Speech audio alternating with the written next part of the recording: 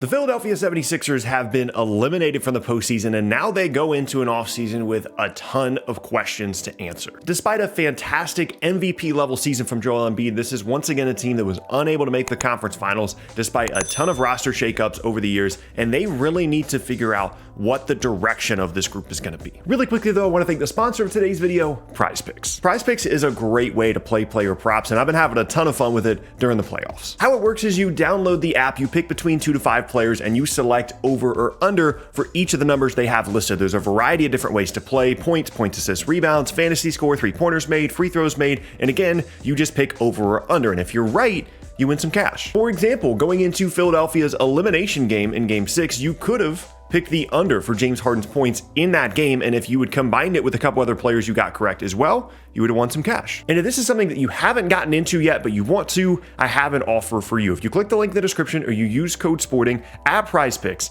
and Jimmy Butler scores a single point in any of Miami's remaining playoff games, you instantly get a $50 promo credit when you place a $5 play. Again, that offer is if you click the link in the description or you use code SPORTING, and thank you again to Prize Picks for sponsoring this video. So when you clicked on this video, you might have thought that I was going to push the James Harden stuff along later in the video, get people to watch longer. No, we're just going to tackle it right now. This is by far not only the biggest question for Philadelphia's offseason, but potentially the biggest question in the entire NBA in terms of what's going to happen this summer with James Harden. He made comments after the game about how he wants to be in Philadelphia. He wants to stay with the Sixers. And for the most part, I believe him. However, I feel like the caveat there is I would like to stay in Philadelphia, assuming they're going to give me this full max contract that I assumed I was going to get, and they probably were assuming they were going to offer him. Now, this part of the situation, I don't think is really that up in the air. I don't think that Philadelphia can seriously go into a negotiation with James Harden and say, hey, we're not going to give you the full max. Maybe they don't give him the 5-year whatever max. Maybe it's a 2, maybe it's a 3.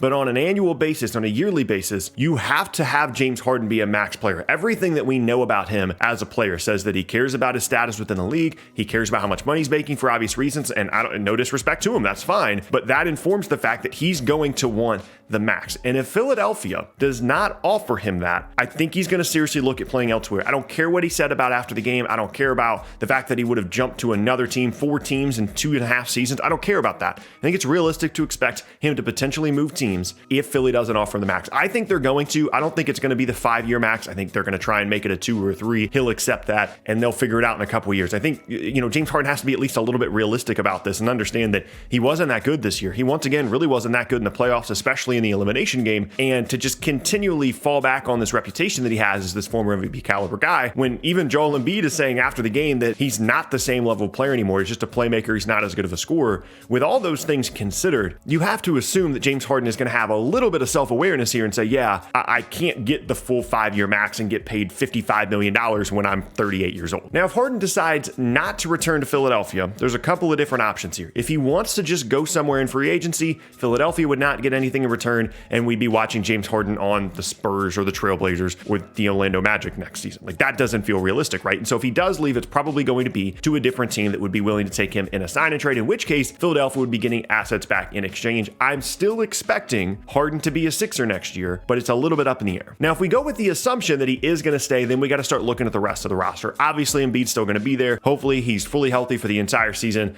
and everything's good to go there. You pair him with Harden, and then you need to figure out the pieces on the edges. To me, the most important piece of this outside of Harden and Embiid, and honestly, potentially even more important than Harden, is Tyrese Maxey. I don't think it's close. He can be inconsistent in the postseason. He would have 30-point games, and then the next game he would score 9 points. Like, yes, there are inconsistencies there, but from a talent perspective, in terms of creation, in terms of a perimeter score, he's probably their best perimeter scorer, even better than Harden. Harden's a better playmaker, but Maxey, I think, can fit alongside Harden. He can be someone that really, if they prioritized him more, I think you would see his value even more. And I think he's someone that, there might be some people out there that are going to throw out trade ideas and possibly looking to move Tyrese Maxey. I don't think that should be the goal whatsoever. I think he's a core, he's a foundational piece, and someone that really you should look to build around, not try and move. The pieces you're looking to move here if you're Philadelphia are guys like Tobias Harris, maybe like Matisse Thybulle. Like, you look at some of the other pieces here that don't fit super well, where you need a ton of spacing around Harden and Embiid. And unless Thybulle becomes like a 35% three-point shooter all of a sudden next year, he's just not a realistic piece for this group unless you're playing him at the small ball 5. Tobias Tobias Harris's role continues to get diminished, not only when Simmons was there, but now with Harden there and Maxey really stepping up. He's clearly the fourth option, and he's a $35 million a year, whatever it is, fourth option. That's just not going to go well for you. Maybe you can get some value there, get a couple of pieces to kind of help your depth out. So you're not relying so much on guys like George Niang, but really their options are pretty limited. And their choices come down to, how do we get value out of Tobias Harris? Does Harden stay or go? And I don't think this is a question, but for some people it might be, do we try to flip Tyrese Maxey to a different team? Now, in terms of some options that I would expect them to look into, publicly, what we know about Daryl Morey is he is going to try and make this look like a situation that is much better than it is. I would probably expect them to move on from Doc Rivers, and maybe Mike D'Antoni comes in here, and he's going to try and make it look like a good situation where everybody's happy, right? And he's going to be looking at guys like Jeremy Grant. He's going to be looking at trying to get another star. There's going to be crazy rumors there. And realistically, like if you're looking at trading Harris, there's not a lot of places there's not a lot of options unless, someone like Atlanta or Memphis or something like that, a team that has a couple of different assets they could flip for Tobias Harris, that needs a front court scorer a little bit and has a couple of young guys that could fill the void a little bit for Philadelphia, make the salaries match. But things get very messy very quickly when you start looking at Tobias Harris trades. And kind of the conclusion that I've come to looking at all of this stuff for Philadelphia is they're in a really difficult position. They obviously can just run the team back next year and hopefully make the conference finals. I think if you give Harden more time to get healthy, and Embiid obviously being healthy towards the end of the year would help. Those guys get more time to build some chemistry.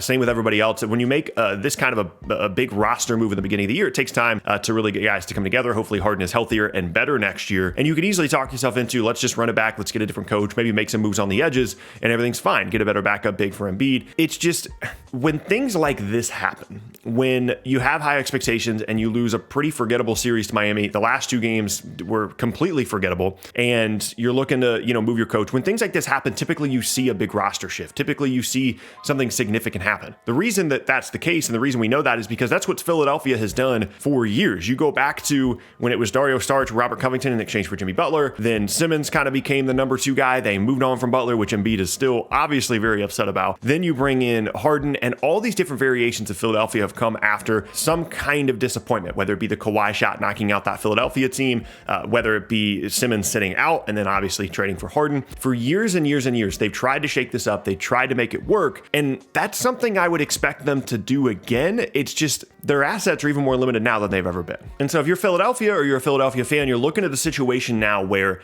it feels like you should be making a lot of choices, and they do have some big choices to make this offseason, but your actual realistic moves are limited. You don't have money to spend. You can use your MLE. You already owe 2 future picks to Brooklyn as a part of the James Harden trade. A couple of your more movable salaries, guys like Seth Curry, those guys have been moved as well, and you're probably going to be paying James Harden $40+ million a year. And unless you're willing to just completely punt on the Harden thing, you say half a season, that was good enough for us. He's not committed enough. He's not a Philadelphia kind of player. He's not going to fit alongside Embiid. He has to be like the focal point guy. Unless you want to just completely punt on that and say, we're going to move him for a couple of pieces and try and go back to the team we were before we moved Simmons, when Simmons wasn't even playing, and it was like Seth Curry and a handful of other guards and trying to make it work perimeter creation wise, just everything being about Embiid. Unless you just want to do that, your options are really limited from a flexibility from an asset standpoint. And the problem with all of this, as we talked about when they were trying to move Simmons, is you have an MVP caliber player on your team. Like Joel Embiid, when healthy, is a 28-year-old MVP. Like he just is. I don't care that he didn't win the award this year. We've talked about that for months, okay? He's an MVP caliber player. He's a player that is capable on a night-to-night basis of being the best basketball player in the world. That's who you have on your team. And yes, there are health issues. And yes, there are times when maybe it gets a little bit frustrating with him being a little bit too perimeter-oriented or whatever you want to nitpick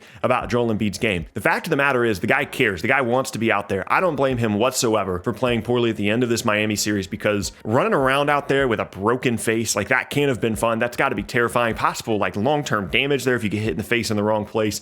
He's going to be fine. And you have to figure out a way, whether it's Maxey, Harden, Harris, moving all of them, keeping all of them, whatever it is, you have to find a way for the next 2 seasons to maximize your chance of winning a title. Because when you have Joel Embiid on your team, you have a real chance to be a conference finals and a finals team with the right pieces. And that has to be priority number one, whether it's a new coach, whether it's shaking up the roster. Everything revolves around Embiid and making this a championship level group. If it were me, given their limited options, I would try and get Harden to do a 2 or 3 year max. I don't want to be locked into the 5 year max, but I don't really feel like I'm going to make myself better by him leaving, obviously, or whatever I'm going to get in a sign and trade is just not going to be better than even what James Harden is offering now. Hopefully he signs a 2 or 3 year max. You explore some options in terms of trading Tobias Harris, maybe somewhat for someone that's a little bit better of a defender, or a bit more of a two-way player, a better off-ball spacer. You prioritize the offense around Maxey, Harden, and Embiid. You split those guys up in terms of your rotations. You bring in a new coach, and then next year, if everybody's healthy and ready to go, you should have a real legit chance. In terms of what I'm expecting to happen, it's hard to predict because it's Daryl Morey. You never ever know. This is a guy that,